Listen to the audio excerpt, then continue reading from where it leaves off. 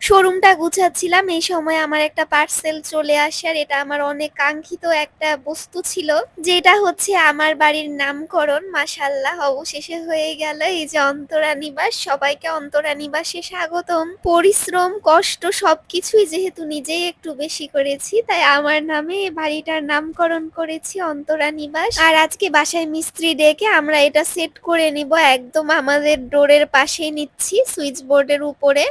আর এইটার সঙ্গে খুব সুন্দর করে এটা সেটিং করার যেই সব মানে আইটেম লাগে সেগুলোও দিয়ে দেওয়া হয়েছিল।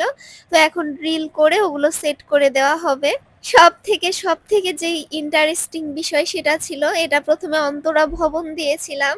পরে আমার মনে হচ্ছিল না এটা কোনোভাবেই যায় না এবং ভাইয়ারা অলরেডি এটা তৈরি করার মধ্যেই ছিল। তারপরেও আমি বলাতে অনেক কষ্ট করে আমার জন্য চেঞ্জ করে আবার অন্তরা নিবাস করে দিয়েছে। বিনারি ডায়েরি পেজ থেকে এই নেম প্লেটটা আমি করিয়ে নিয়েছি। পেজের ক্যাপশনে এবং কমেন্ট বক্সে আমি লিংক দিয়ে দিব তাদের। আমি অ্যাক্রিলিক শীটের নিয়েছি, তাদের কাছে উড এবং বিভিন্ন টাইপের পাওয়া যাবে। আর এদিকে ইন্টেরিয়রের যতটুকু কাজ বাকি ছিল সেটাও আলহামদুলিল্লাহ হয়ে গেল। এখন শুধু পুরো বাসাটা গুছানোর প্রস্তুতি আলহামদুলিল্লাহ। আর আমার অন্তরা নিবাসে আপনাদের সবাইকে দাওয়াত রইল, সবাই মিলে চলে আসবেন কেমন? আজকের ভ্লগ এ পর্যন্ত। আল্লাহ হাফেজ।